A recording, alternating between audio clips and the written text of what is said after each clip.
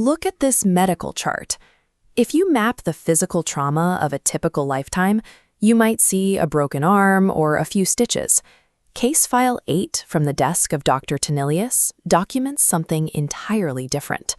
The subject, a young man named Grady J., carries an intense, mathematically improbable concentration of scars, fractures, and deep tissue lacerations across his entire body. The clinical diagnosis at the psychiatric unit points to a severe psychological delusion. Grady has come to believe that an entity, death itself, is actively stalking him. He claims this presence is responsible for orchestrating a continuous, relentless series of violent near-death experiences. The root of this conviction doesn't start with Grady's own injuries. It traces back to a story his father, Martin, shared on his deathbed, a confession about a break-in at a long-abandoned property out in the Bathurst Forest, known as the Cherry Tree House. As we unpack the medical records and Grady's testimony, we have to weigh two stark possibilities. Either Grady is enduring extreme, trauma-induced paranoia from a life of catastrophic bad luck, or his father's childhood trespass marked the family's bloodline with a very real generational curse. The Cherry Tree House defied natural decay. Grady's father described an exterior that was completely decrepit, a sunken roof, rotting wood, and a yard entirely devoid of wildlife or growing foliage, even in the heat of summer. Yet when the boys breached the rusted front door, they found the interior pristine. The furniture, the carpets, even the dining room table were perfectly preserved and untouched by time. The trespass reached its peak on the second floor. Martin stepped into an immaculate, pink-walled child's bedroom and picked up 2 dolls resting on the bed. He took them. The house immediately retaliated. A massive, concussive shockwave ripped through the structure, shaking the floorboards like a cannonball strike. The sheer force of the blast violently ejected the boys, teleporting them out of the home and leaving them gasping for air in the surrounding forest. Terrified that leaving the stolen items behind would curse them in the woods, Martin held on to his spoils. Those 2 dolls eventually found a permanent, dormant resting place at the bottom of the family wardrobe in Grady's childhood home. Taking those items was a literal breach of a paranormal boundary. By removing objects from an isolated, timeless environment, Martin tethered a dark, dormant anomaly directly to his family. Years later, that tether pulled taut in a hospital ward.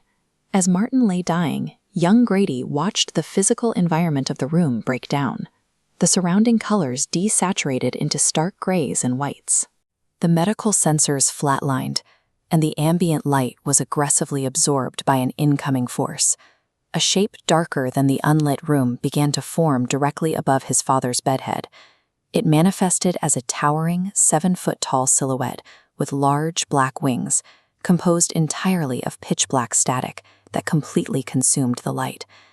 As this entity extracted a shimmering light from Martin's body, pulling his soul toward the afterlife, Grady broke through his physical paralysis.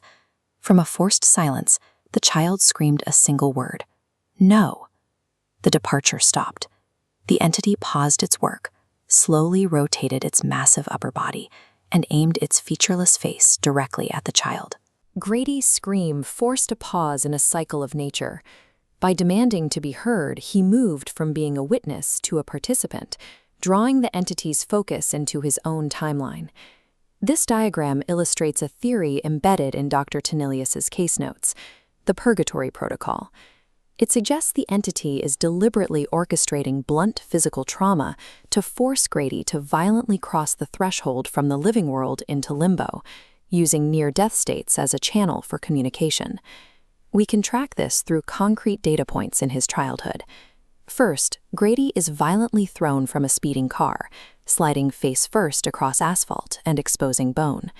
Shortly after, a sharp shard of glass cleanly slices his wrist deep enough to require emergency stitches. The strikes become more precise.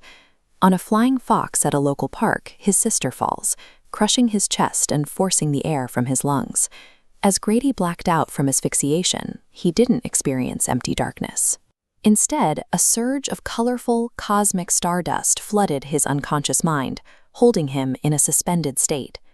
The survivals pile up. He endures extreme heat stroke trapped in a 60-degree car. He plummets entirely through a tin treehouse roof, narrowly avoiding impalement on a jagged bone. At a BMX track, a falling rock strikes his forehead with enough gravitational force to literally fold his body in half. Look at the sheer volume of these catastrophic events. A normal child might experience one of these traumas in a decade. Grady endured them in rapid succession. The pattern points to a methodical predator utilizing physical pain as a metaphysical bridge to summon the boy. As Grady grew older, the nature of these encounters shifted. The threat evolved from environmental accidents, like falls and sharp objects, into chaotic events driven directly by human malice and aggression. The neighborhood itself became a weapon. A group of local boys lured Grady close to a homemade fire pit right as a pressurized spray can exploded, sending a metal ball bearing whizzing past him like a bullet. Moments later, while trying to escape, he was viciously mauled by the neighbor's dog, resulting in 17 stitches. The violence peaked inside his own home. A desperate associate of his mother walked into the kitchen, raised a silver handgun, pressed it directly to the 12-year-old's forehead, and pulled the trigger. A blast of cold, compressed air shot from the misfired weapon. In that split second of impact, Grady fully accepted that he was dead. Surviving a point-blank execution broke his remaining psychological defenses. For Grady, the mathematical impossibility of walking away from this string of violence cemented a terrifying reality. A supernatural force was holding total control over his fate. Dr. Tennelius's file closes on a haunting realization. The shadow entity from the hospital ward hasn't failed to kill Grady. It is actively and purposefully keeping him alive. The file concludes that these accidents are effectively invitations. The entity is utilizing a clumsy child as a conduit to communicate on its own eternal plane, using physical trauma as the only available language between their worlds.